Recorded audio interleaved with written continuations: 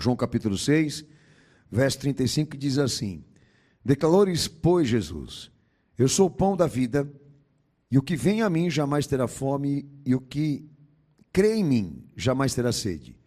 Porém eu já vos disse que, embora me tenhais visto, não credes. Todo aquele que o Pai me dá, esse virá a mim, e o que vem a mim, de modo nenhum lançarei fora. Porque eu desci do céu, não para fazer a minha própria vontade, e sim a vontade daquele que me enviou. Amém, Jesus?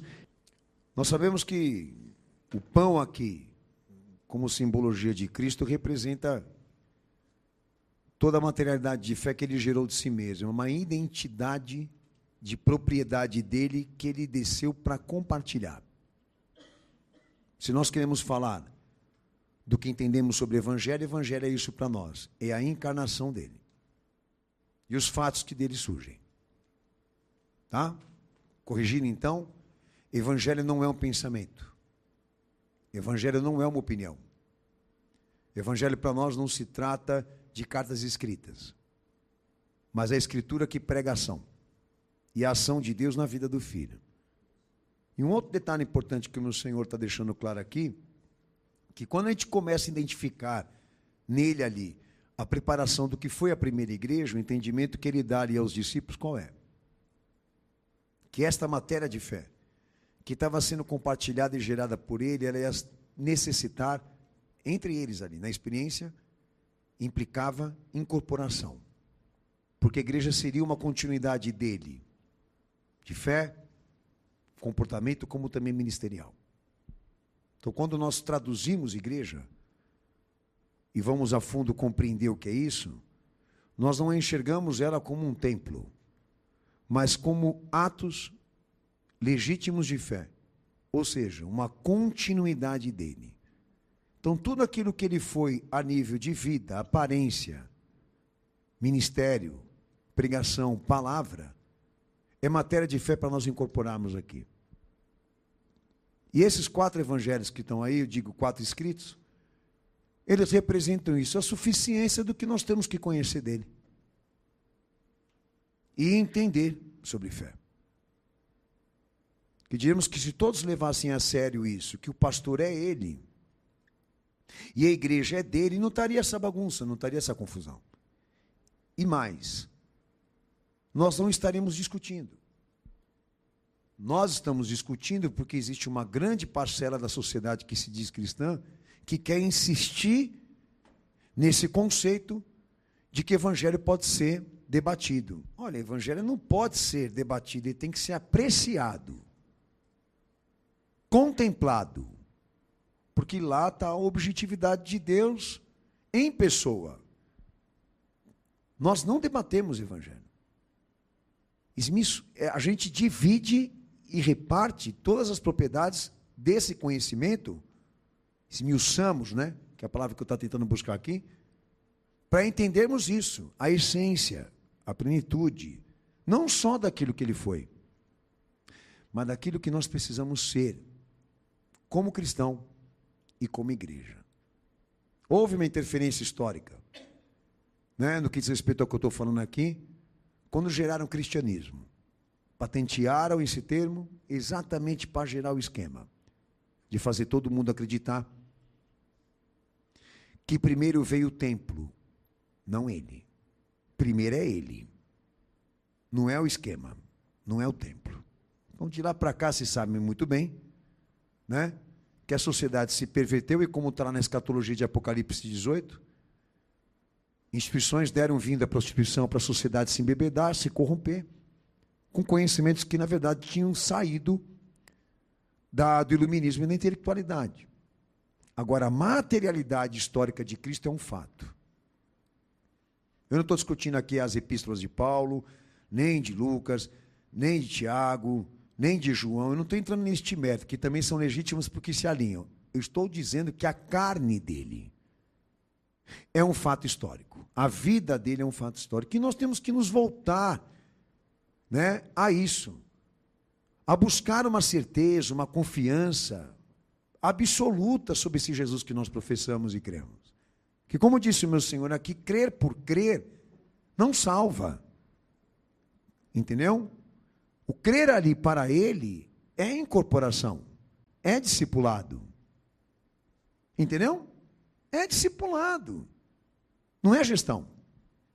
Você quer receber atendimento, entendeu? Especializado, profissional, o teu propósito é outro. Você quer conhecer Jesus e se salvar e servir a Ele, então você vai ter que entender essa ciência.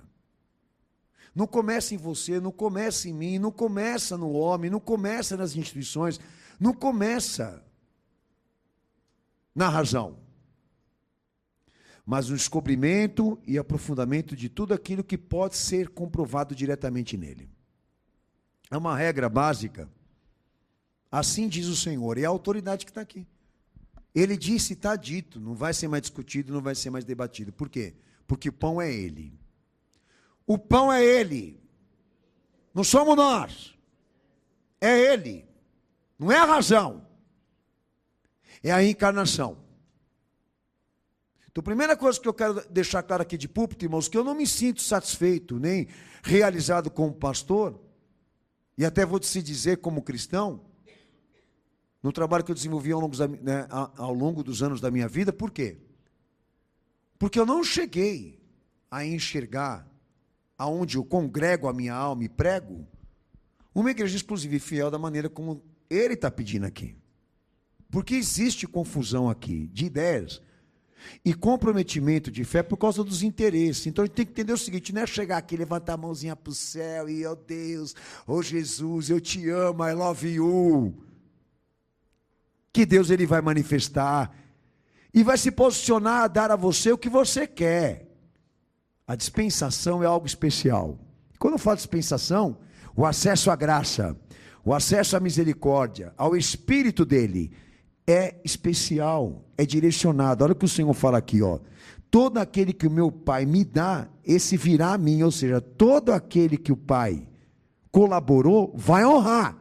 Que o Pai agiu, vai honrar ele. E ele não vai perder nenhum deles. Isso não é predestinação não, tá? Quer dizer que se Deus está presente, Ele capacita. Para que todos sejam dele. Como dar certeza e confiança de que é Ele. Então eu queria entrar nesse mérito, de que ali a natureza da obediência do nosso Senhor, a satisfação dele de obedecer ao Pai, não estava voltada para ele mesmo. A satisfação que estava nele, ali, de servir, era vicária, ou seja, se destinava a cumprir a vontade do Pai, não dele mesmo. E eu queria entrar nesse mérito, que acho que até algumas pregações minhas, o pastor, eu já apontei isso, de num processo redentivo com Cristo, nós nos sentirmos confrontados, insatisfeitos, descontentes com o andamento da coisa. Principalmente começando pela questão da vontade. Porque a vontade do Pai contraria a nossa, a do Cristo também. E nesse meio tempo, essas insatisfações e desconfortos começarem a ser interpretados e entendidos por você como pecado. Eu entendo que não. Eu entendo que o desafio de fazer a vontade dele e anular a nossa, ela não é 100% satisfatória. Nunca vai ser, porque ela não está voltada para nós. A satisfação não é nossa, é dele. Se fosse nossa, tudo que eu pregasse em cima desse púlpito relativo a Cristo tinha por objetivo e dever te realizar. E o objetivo e o dever não é esse, de dar ao homem a realização e a satisfação do que Deus fez por ele, mas instruir ao homem a obedecer, mesmo quando ele se sente contrariado. Que diríamos que toda a minha caminhada eu nunca me senti 100% realizado. E eu não me estranho, porque eu preciso crucificar o meu eu e a minha carne, como disse Paulo.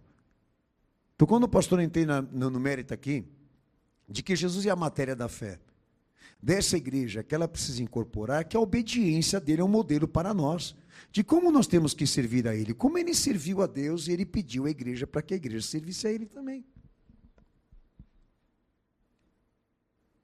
E o objetivo da obediência aí não é a tua ou a minha realização, ou até mesmo a satisfação. A realização e a satisfação se direciona para aquele que ofertou o Filho, para resgatar o pecador. A realização é dele. A satisfação é dele, como a glorificação também.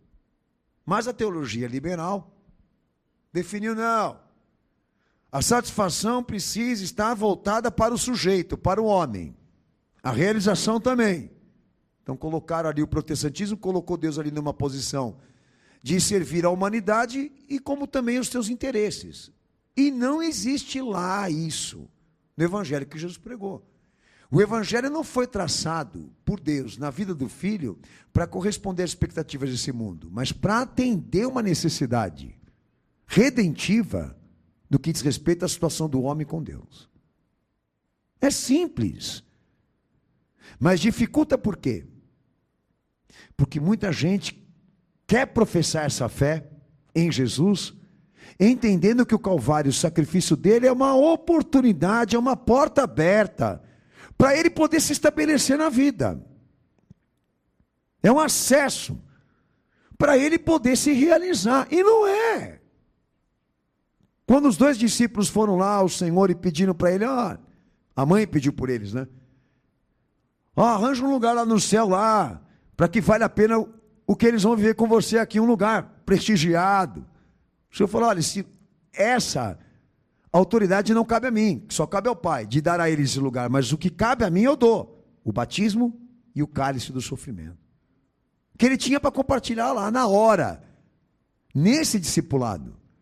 Então nós precisamos buscar mais essa essência e essa plenitude de Cristo naquilo que nós estamos vivendo aqui agora.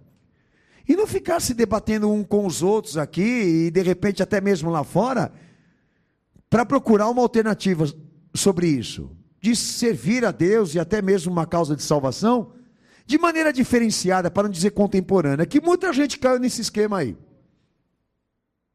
Mas eu espero que não seja o teu caso.